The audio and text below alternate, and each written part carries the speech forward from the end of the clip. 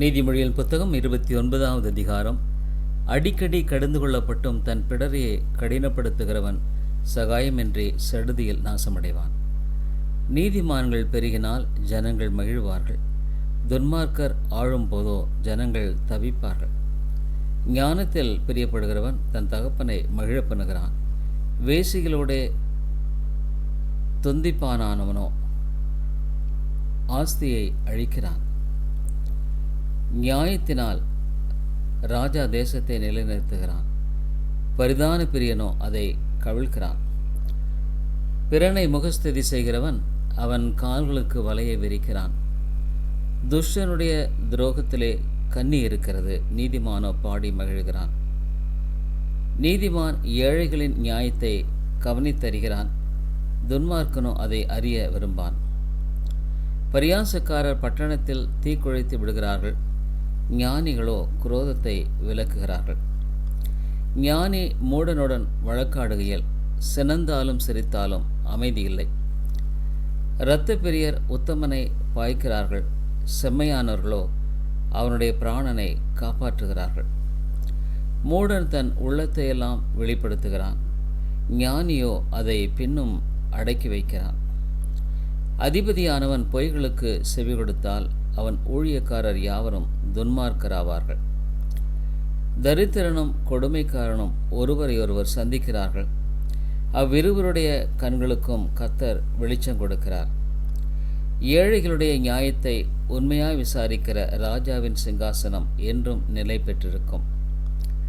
பிறம்பும் கடிந்து கொள்ளுதலும் ஞானத்தை கொடுக்கும். தன் இஷ்டத்திற்கு விடப்பட்ட பிள்ளையோ தன் தாய்க்கு வெட்கத்தை உண்டு பண்ணுகிறான். துன்மார்க்கர் பெருகினால் பாவமும் பெருகும், நீதிமான்களோ அவர்கள் விழுவதை காண்பார்கள். உன் மகனை சிற்றை செய், அவன் உனக்கு ஆறுதல் செய்வான், உன் ஆத்துமாவுக்கு ஆனந்தத்தையும் உண்டாக்குவான். தீர்க்க தரிசனம் இல்லாத இடத்தில் ஜனங்கள் சீர்கெட்டு போவார்கள், வேதத்தை காக்கிறவனோ பாக்கியவான். அடிமையானவன் வார்த்தைகளினாலே அடங்கான், அவைகளை அவன் அறிந்தாலும் உத்தரவு கொடான். தன் வார்த்தைகளில் பதறுகிற மனுஷனை கண்டாயானால் அவனை நம்புவதை பார்க்கலும் மூடனை நம்பலாம். ஒருவன் தன் அடிமையை சிறு பிராயம் முதல் இளக்காரமாக வளர்த்தால் முடிவிலே அவன் தன்னை புத்திரனாக பாராட்டுவான். கோபக்காரன் வழக்கை குழவுகிறான், மூர்க்கன் பெரும் பாதகன். மனுஷனுடைய அகந்தை அவனை தாழ்த்தும், மனத்தாழ்மையுள்ளவனோ கனமடைவான். திருடனோடே பங்கிட்டுக் கொள்ளுகிறவன் தன் ஆத்துமாவை பாய்க்கிறான், சாபத்தை அவன் கேட்டாலும் காரியத்தை வெளிப்படுத்த மாட்டான். மனுஷனுக்கு பயப்படும் பயம் கண்ணியை வருவிக்கும், கர்த்தரை நம்புகிறவனோ உயர்ந்த அடைக்கலத்திலே வைக்கப்படுவான். ஆளுகை செய்கிறவனுடைய முக தரிசனத்தை தேடுகிறவர்கள் அநேகர், ஆனாலும் அவனுடைய நியாயம் கர்த்தராலே தீரும். நீதிமானுக்கு அநியாயக்காரன் அருவருப்பானவன், சன்மார்க்கனும் துன்மார்க்கனுக்கு அருவருப்பானவன். நீதிமொழிகள் 30வது அதிகாரம். யாக்கோபின் குமாரன் ஆகிய ஆகூர் என்னும் புருஷன் ஈத்தியலுக்கு வசனித்து ஈத்தியலுக்கும் ஊகாலுக்கும் உரைத்த உபதேச வாக்கியங்களாவன. மனுஷரில் எல்லாரிலும் நான் மூடன், மனுஷருக்கேற்ற புத்தி எனக்கு இல்லை. நான் ஞானத்தை கற்கவும் இல்லை, பரிசுத்தரின் அறிவை அறிந்து கொள்ளவும் இல்லை. வானத்துக்கு ஏறி இறங்கினவர் யார்? காற்றை தமது கைப்பிடிகளில் அடக்கினவர் யார்? தண்ணீர்களை வஸ்திரத்திலே கட்டினவர் யார்? பூமியின் எல்லைகளையெல்லாம் ஸ்தாபித்தவர் யார்? அவருடைய நாமம் என்ன? அவர் குமாரனுடைய நாமம் என்ன? இதை அறிவாயோ? தேவனுடைய வசனமெல்லாம் புடமிடப்பட்டவைகள், தம்மை அண்டிக்கொள்ளுவர்களுக்கு அவர் கேடகமானவர். அவருடைய வசனங்களோடு ஒன்றையும் கூட்டாதே, கூட்டினால் அவர் உன்னை கடிந்து கொள்வார், நீ பொய்யனாவாய். 2 மனு உம்மிடத்தில் கேட்கிறேன், நான் மரிக்கும் பரியந்தமும் அவைகளை எனக்கு மறுக்காமல் தாரும். மாயையும் பொய் வசனிப்பையும் எனக்கு தூரப்படுத்தும், தரித்திரத்தையும் ஐஸ்வர்யத்தையும் எனக்கு கொடாதிருப்பீராக.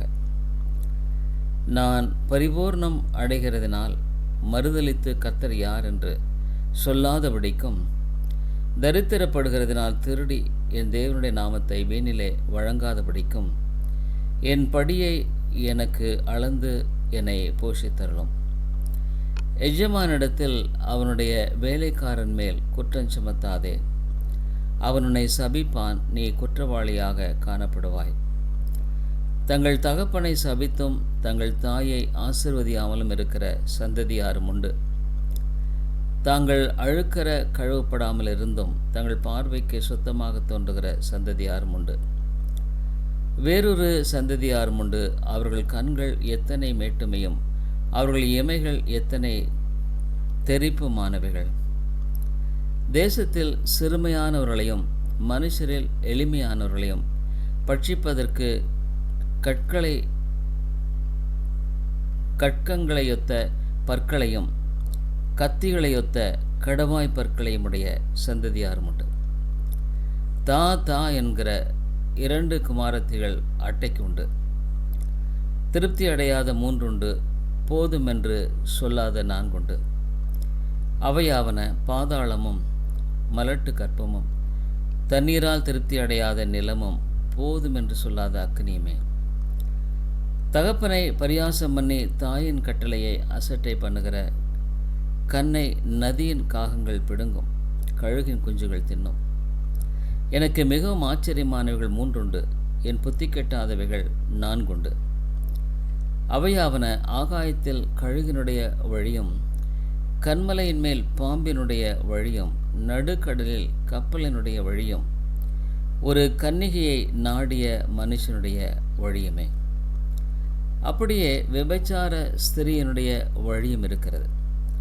அவள் தின்று தன் வாயை துடைத்து நான் ஒரு பாவம் செய்யவில்லை என்பாள். 3 நிமித்தம் பூமி சஞ்சலப்படுகிறது, 4ஐயும் அது தாங்க மாட்டாது. அரசாளுகிற அடிமை நிமித்தமும் போஜனத்தால் திருப்தியான மூட நிமித்தமும் பாய்க்கப்படத்தக்கவளா இருந்தும் புருஷனுக்கு வாழ்க்கைப்பட்ட ஸ்திரீ நிமித்தம் தன் நாச்சியாருக்கு பதிலாக இல்லாளாகும் அடிமை பெண் நிமித்தமுமே பூமியில் சிறியவைகளாயிருந்தும் மகா ஞானமுள்ளவைகள் 4 உண்டு. அவையாவன அற்பமான ஜந்துவாயிருந்தும் கோடை காலத்திலே தங்கள் ஆகாரத்தை சம்பாதிக்கிற எறும்பும், சத்துவமற்ற ஜந்துவாயிருந்தும் தங்கள் வீட்டை கன்மலையிலே தோண்டி வைக்கும் குழி முசல்களும், ராஜா இல்லாதிருந்தும் பவுஞ்சாய் புறப்படுகிற வெட்டுக்கிளிகளும், தன் கைகளினால் வலையை பின்னி அரசர் அரமனைகளில் இருக்கிற சிலந்தி பூச்சியுமே. வினோதமாய் அடி வைத்து நடக்கிறவைகள் 3 உண்டு. வினோத நடையுள்ளவைகள் 4 உண்டு. அவையாவன மிருகங்களில் சௌரியமானதும் ஒன்றுக்கும் பின்னடையாததுமாகிய சிங்கமும், போர்க்குதிரையும், வெள்ளாட்டுக்கடாவும், ஒருவரும் எதிர்க்கக்கூடாத ராஜாவுமே. நீ மேட்டுமையான இதனால் பைத்தியமாய் நடந்து துர்ச்சிந்தையுள்ளவனா இருந்தாயானால் கையினால் வாயை மூடு. பாலை கடைதல் வெண்ணெயை பிறப்பிக்கும், மூக்கை பிசைதல் இரத்தத்தை பிறப்பிக்கும், அப்படியே கோபத்தை கிண்டி விடுதல் சண்டையை பிறப்பிக்கும்.